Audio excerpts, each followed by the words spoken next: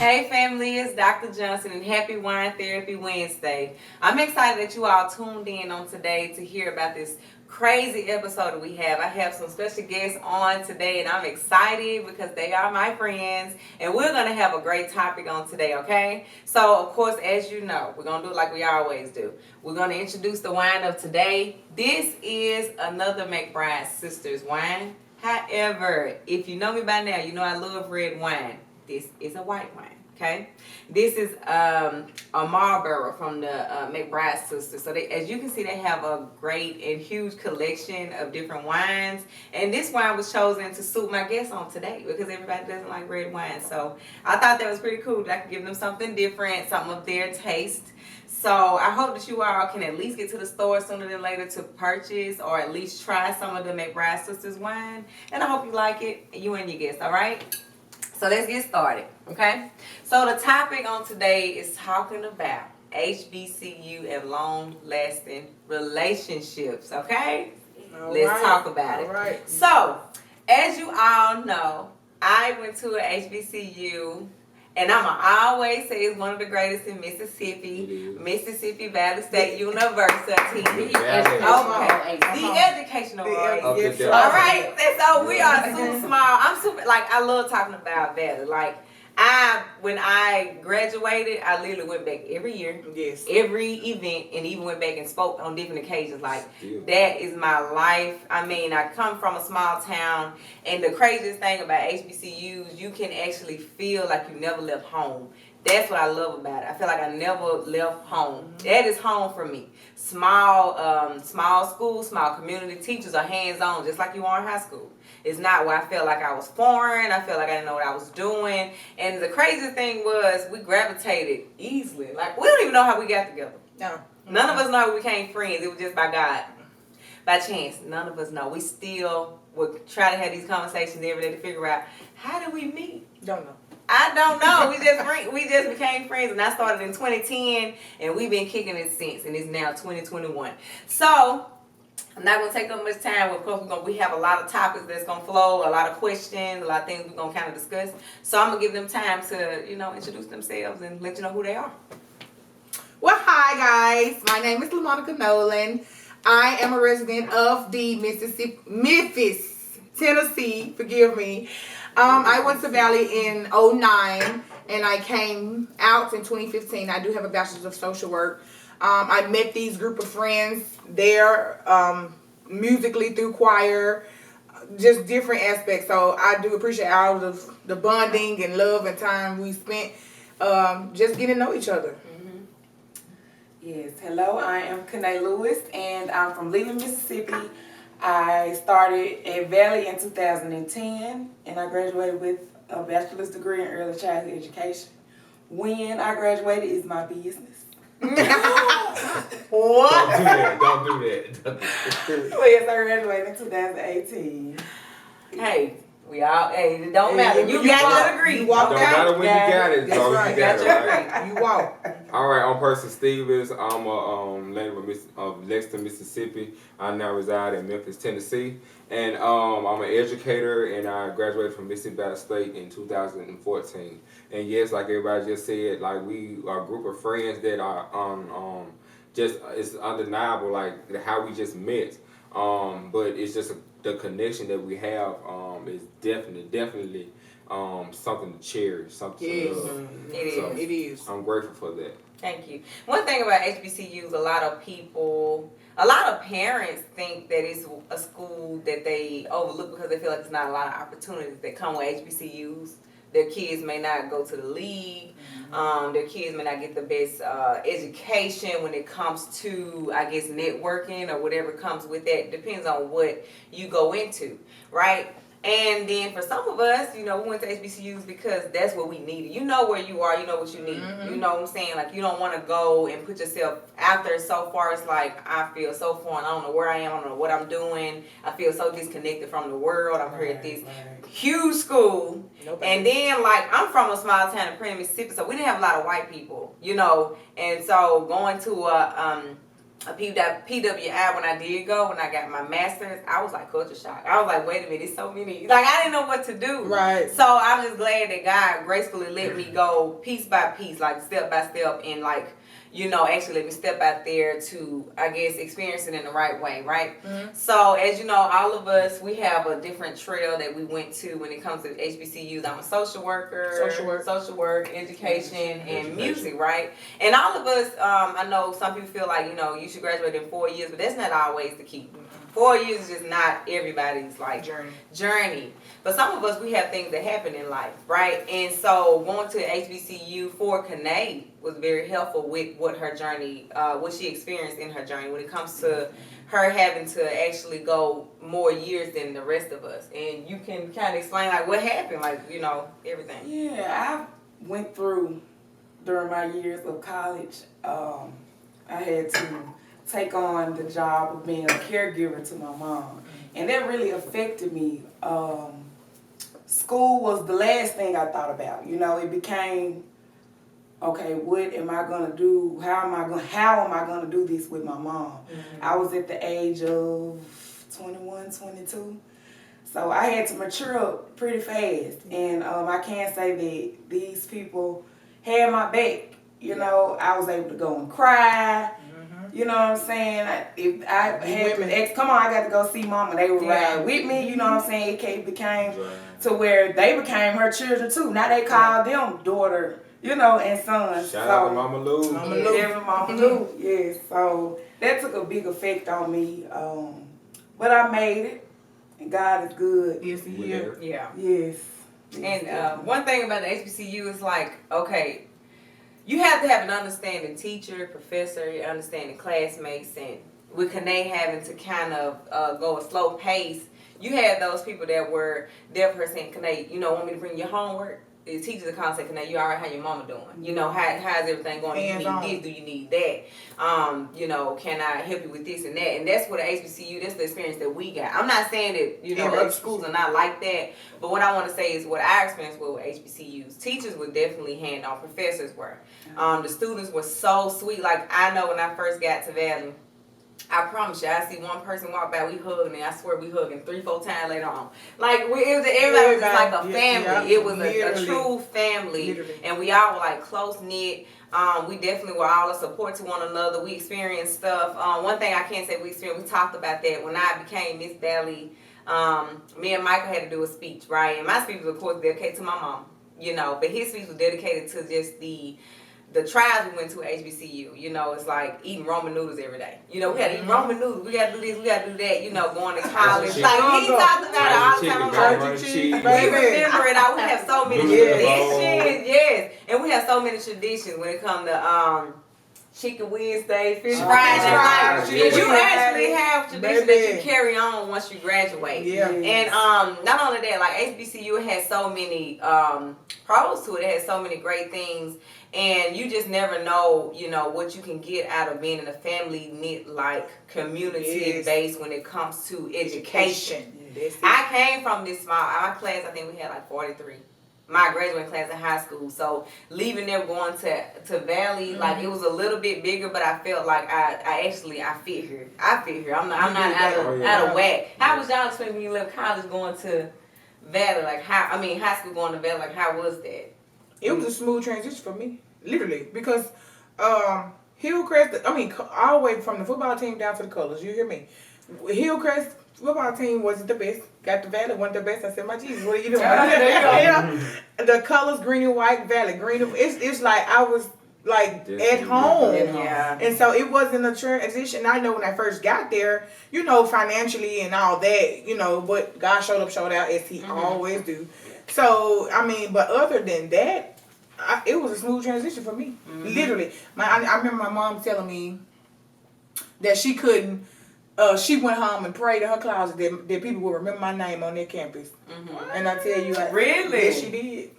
Wow. And they, what you say? They know money on their campus. Okay. They know money on their What campus. about you, name? Well, my mom was an alumni from Valley, and Oh yeah. she kind of put the bug in my ear, but I Yeah, was she like, will. no, Mom, I'm going to UAPB. I'm not going to no Valley. But Our I ended up going anyway because another best friend went, and I mean, compared to my high school, it was a mixture. It wasn't predominantly white. It wasn't predominantly black. It was a mixture. So, I mean, I had already had an HBCU experience because my mom used to take me out there as a child. You know what I'm saying? So I knew it was going to be an HBCU, but I didn't know it was going to be Valley. But Right. thank God it did. Yeah, and it is predominantly black. That's what the HBCU is about. And it's not that we excluding any other race. We actually went to Valley. We had people from, Nigeria, Korean. We had people from Russia. Everybody. Canada. Yeah, we had so many different cultures there, and I thought that was freaking cool. I'm like, and they blended. they did. I was like, that was ridiculously great. And I'm like, I came from like totally black, going to all these different cultures. And I'm meeting everybody, talking to them, getting experience what they like, what they don't like. You know how we all kind of are similar. Ain't that something? We were all similar in some way, and I thought that was so cool. I'm sorry, Percy, I cut you off. Tell us about your transition. Like, how was it for you from Lexington to Valley? Okay, so yeah, like Kanae said, her mom was a Valley alum. My mom was a Valley alum. I honestly wanted to go to Mississippi State or Jackson State, but Valley gave me scholarship. So I had a full scholarship in choir and band. So I'm a music major, so that's how I actually got to Valley, and the experience was phenomenal. From the choir and the band, and just that's how I met my people. That's how I met these people, and I got many other friends that I'm connected with from Valley. But you know, it's just like everybody's just saying, it's a big family. It's family oriented. Whatever you needed, whether it was educational or just like social life, like you found it there. Yeah, she did. A lot of people say where you go. True. A lot of people want to talk about where you are. Oh, Valley is in the middle of the field. It's nothing there or whatever. But we made our own fun. Yeah, I remember We had each other. We made our own fun. It's what you make out of your experience. Yeah, that's so true. And I did I tell anybody this: what you make out of your experience is what you're gonna get out of it. That's so true. That's so true, and I appreciate that. So one thing, the long lasting relationship. So we had, like I said, we've been friends for 10 years. 10 years. And going on further, right? We are the reals. Ain't that song like The reals. That's it. It's real. Came with our own name. We are the reals. Yes. So minus one. He left this morning. Yeah, he was here with us and he left. So we are the real. I think that's somehow you come up with different names and cliques and this and that. One thing I like about our friendship though, a lot of us went different paths as far as pledging. Pledging is, a Greek life is one of the biggest things with HBCUs. Yes, it is. It's like, it's the hype. You hear me? It makes it. It does. And one thing about friendships, I think over time I've seen where some of your friends, they pledge. I even see this now in my cousins, my little cousins, my younger people in my life. I see them, they pledge and they start getting with their Greek people, sorority sisters and things like that. And they actually end up. I guess they change. I guess. I hate to say that, but you can just see the difference. Like they end up. They put the image on. Go to that. Yeah. So one thing about us, when they pledge Zeta, Sigma, when they pledge, we never stop. We always still together. Nothing changed. They were still themselves. So I want to know, how was that? Like, why y'all didn't change? What was the difference? Like, I know y'all seen a lot of y'all line sisters and brothers that may have done that swap, and we ain't got to say names or nothing like that. But just tell us what was different about y'all. Like, where's your mindset? Because I heard that story so much. People pledge, they change. I said to myself, that could never be me. First and foremost, how I pledged. I was at a football game. One of the oldest sorors that kind of brought me over, I was having some confrontation with the band. They wouldn't stop playing in the they was marking us at the football game. They were taking penalties against us. Now, you know, anybody that know me know I love Yes, the football. Jesus. You know, on the field with baby, come on. So I said, I was hollering up at the band because I wouldn't stop plucking them drums. And I said, Plucking the drum. can y'all stop? But you know, in other terms. And so she was like, hey, no. Ladies don't act like that. We don't do that. And I was looking at her like, girl, You don't get it back. And so from that point on, she started sending some of her younger babies that were still attending the college to watch me. And so they start watching me and they start coming up and, hi, money. And I'm looking at them like, what is it you want? Because I know what you over here for. You ain't here to speak. What is it? You know. Right. But anyway, so long story short, went ahead and I pledged Zeta Phi Beta Sororities Incorporated. And I just didn't desire to change. I didn't even have that type of motivation within me. Because if you really know me, you know I can't help but be who I am. Yeah.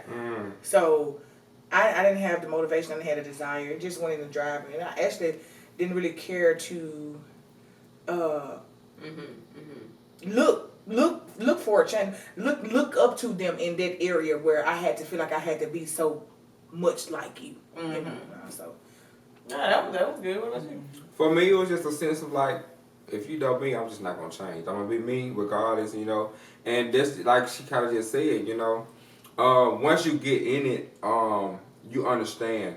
Of course, like some of the morals and sisterhood for like sororities and brotherhood for the fraternities, but at the same time, like you have your own life. You have your own before that. Before you even pledge, before you even take that oath. Of course, you're gonna maintain the brotherhood, sisterhood, all of those morals that they portray. But at the same time, you have to realize who you are as a person, individual. That's not your life. It's a part of your life. That's right. So and for me, like I have 5 line brothers, and we're not all, you know, just like I'm a ride or die for either one of them, of course. But at the same time, even with your line sisters or line brothers, you will have certain ones that you're like, oh yeah, this me, right? You know what I'm saying? Like we're gonna be the closest ones, or it just happens like that. But as far as letting Greek life change you as a person, that's a choice. That's something that you know you're looking for something else. As a person, you're looking for something else. Yeah, you're looking for a credibility or accountability from somebody else to, you know what I'm saying, to dictate your life or your action. And so that's a self-made action or thing, I think. But yeah, just don't let that change you. If you go Greek life, you don't go Greek life. Even friends, you know, people do things to change for people. You know what I'm saying? Not even you don't have to be Greek life or whatever. You know, you just want to fit in. Some people, you know, don't let people dictate your life. That's just the bottom line of it. You can't let people dictate your life and your thinking and, you know, your understanding of things. Stand on, it's okay to disagree, it's okay to agree, you know what I'm saying? Stand on what you believe and stand on that. Just go with it. I believe it. That's so true. And so Kanae and I, we are not Divine Nine. Now one thing about HBCUs, that we do have a lot of service organizations. We have a lot of organizations that are not Divine Nine. You know, so we are they'll come up with something. We got Choir Sci-Fi.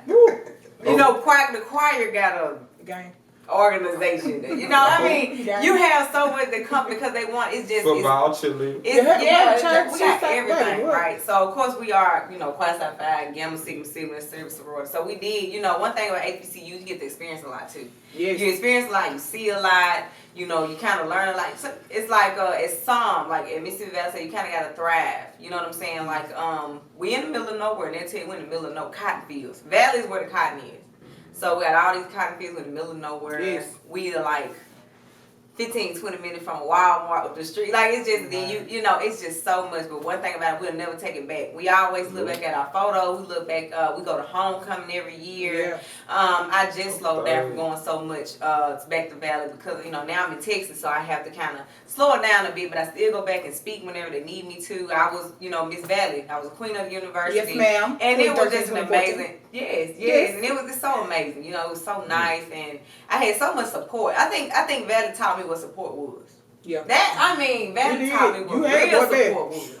You know, and I know my friends from home were very supportive. When you go to a university and you have to by yourself without family, without people you know, and they support you like we've been growing up all our lives. Yeah, Like, no, And that's like the they deal about it supported too. me. Like, they're just going back to what people feel about their university, saying like it's nothing to do here, or I'm bored, this and that, third. It's what you make. It's what you make of if it. you're gonna be stuck in like, okay, I'm gonna go to class and go to my room. Of course, this is gonna be your life on campus. But if you go out, you mingle, you meet people. Y'all gonna connect every day. If it's a connection there, y'all gonna connect every day. Y'all gonna connect however. You know what I'm saying? You make it what you want it to be. Yeah. And I think that's why Valley is so family oriented, because we in the middle of nowhere. All we had was Each other. That's it. Like, That's it. we may go out and, you know what I'm saying, we may argue with one another, like another Valley student and another Valley student, but let somebody else from another school try to come It's off always. with somebody I'm from from Valley. Valley. Baby, we ain't going here.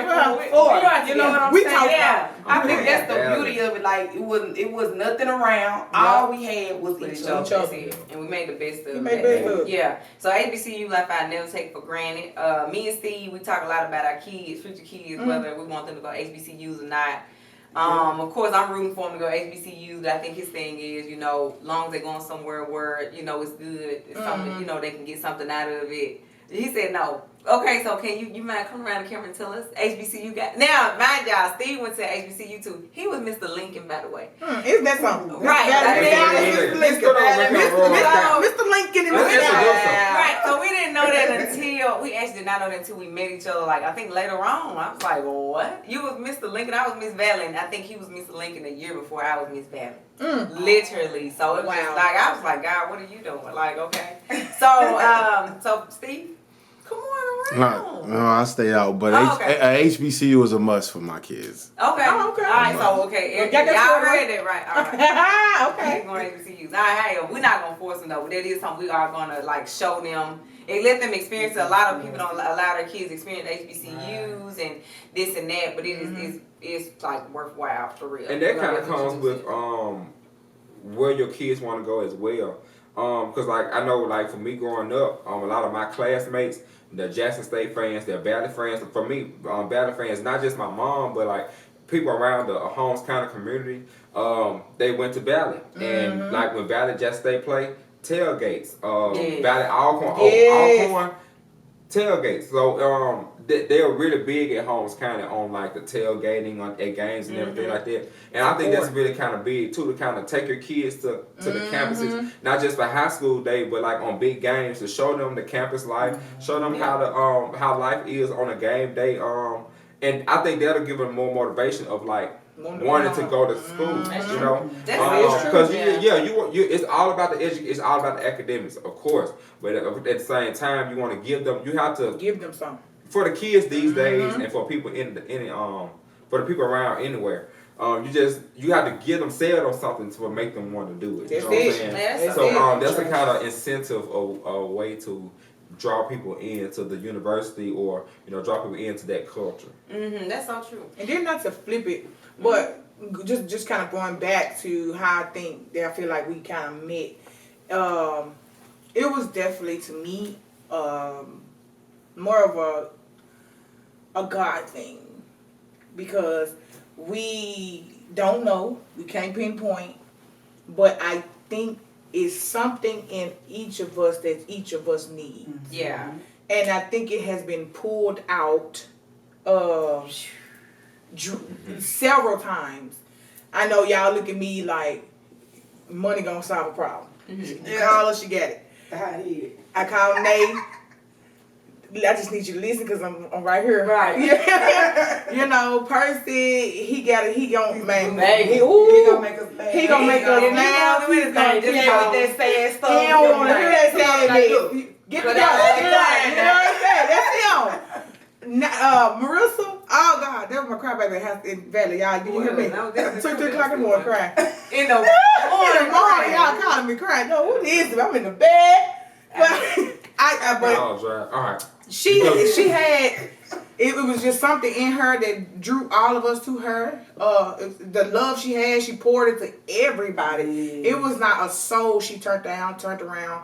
It was just who she was for the campus. That's why I believe that it was not by chance she was Miss Valley. Like it was definitely destined for her to be that. 4 years. Yeah. It was for you. It was for you. And I want to say before you finish, like I didn't even ever thought about being Miss Bell. I never thought about it. Didn't think about it. No, some students came to me while I was working. I worked at, mind y'all, everybody. Checkers. I worked Yes. at Checkers. I Yeah. worked at That's the restaurant on campus all the entire Free chicken. 3 to 4 Chicken years. too, Since chicken I too. became Miss Valley. Like, I literally flight. worked there the freshman year up until then. And kids, well, not kids, but some of my peers would come into college. I mean, I'm sorry, they would come into the restaurant and say, you should run for Miss Valley. They saw it was coming up. It was my last year. You should run. I'm like, You. I should run. Yes, And they you were like, got that. you should run. You will win. You should run. I'm like, you don't understand that. That's what I was going to get to. Like, they saw something in me that I ain't see in myself. And it started from there. You know, these students can see it, your peers can see it, your friends can see it. That's right. Your professor, they was like, we see so much in you, you know, we want to start pouring into you. And so from that moment on, you know, I started believing in myself more. And then Miss Valley came along. That was not in my, you know, mindset to become that. I was actually going to college to be a social worker and leave. That's but it. I was in so many organizations, it was ridiculous. Yeah, but what? You know, so I thank God for that. Go ahead, I'm sorry, I cut you off. No, that was pretty much it. I just wanted to throw that out there because, you know, people's like, well, how do they meet? All that. But I just had to throw them like, sometimes you don't know, you can't pinpoint it, it's by chance. But when you truly have something, I don't know what I'm missing. But if I call one of my friends and they can just send such an encouraging word, you know, a lot of us are, pretty much all of us are biblical. So it just don't be what it is. God is just the center of it, regardless. And That's so another connection. when I'm That's weak, they something strong. really is. And when they strong, you know, when they weak, I'm there for them. And so I just wanted to encourage, you know, parents that wants to send their children to HBCUs, you know, disregard the negativity of what you see or what you hear. You know, just try to experience it for yourself. Go on a campus, walk around the campus. You know, try to do something that you know, will make strike your child's interest. You know, check out the sports, whatever you know would deem interest for your child to go to the HBCU. By all means, please pursue it, because it's, I mean, the family, the love, the outpour. I would have never thought in a million years I'd be sitting here today with these group of people. I wouldn't imagine them being my people in high school. I wouldn't have thought about it. So And they say, yeah. when I've heard it so many times, those people that you pick with in high school, Yeah, who? Yeah, they those people that say you get in trouble in high school with, They say y'all ain't gonna know that. them a They couple say years that. ago. Like y'all not That's gonna, it. the people that you meet in college gonna be y'all real true That's friends. it. And these My- people, my I dad used tell to tell me you, that all the time. That is very like true. it's never like every morning we're talking, every day we're talking. If it's just through that group Group message, message. it's a form of It's a communication, word, and that's encouraging just word enough. in there You know, every that's day. just Yeah. enough. Yeah, so I want to encourage y'all. I mean, I hope y'all. I wish we go longer, but of course, you know, we don't even have enough time in the day to do so. However, I hope y'all enjoyed the show. I do want to encourage everyone to actually just, you know, remind yourself that friendships matter. Yes. Friendships Yes, matter, they do. your experiences matter, and we can tell you so much more about HBCU and what our friendship has offered to each and every one of us. But one thing about it, we remain together, we remain who we were, and we just let, you know, who we are help one another. You know, and so I just hope that, you know, you all can do the same for you and your fellow friends, you know, just kind of, like she said, parents. Hey, HBCU, they are great. Yes. They are Yes. wonderful. They Yes. can truly help your child in every way. And I'm not taking them from any other college, any other, you know, anything of that nature, but HBCU is great. Yeah. So I just hope that, you know, this helped y'all. I hope that, you know, this also brought back memories to some of y'all who went to HBCU. You okay? I'm sorry. You all right? Y'all man, I'm gonna take the way in that for a minute. But okay. But I hope that You all right? I hope that we can do a part. Y'all they silly. I'm hoping that we can do a part 2, definitely to the HBCU and Connections. the connection, the friendships. I just really hope y'all enjoy it, because I enjoyed y'all. I enjoy actually being with y'all on the show. I'm out. These are my For lifers. I'm out, y'all. I'm out. I love y'all family. I hope that y'all tune in and enjoy this. And if you got any questions, comments, please put them in the chat. Make sure to subscribe to my YouTube. And also share it with your family and friends. Like it, love it, share. We just want to make sure to give this to the entire world. We're going to go global. Wine therapy is That's going it, global yeah. already. I spoke to this is on the first show. Did. We're going to keep on going. We're going to keep on striving. So I love y'all. Be safe. Be happy. See y'all on next time.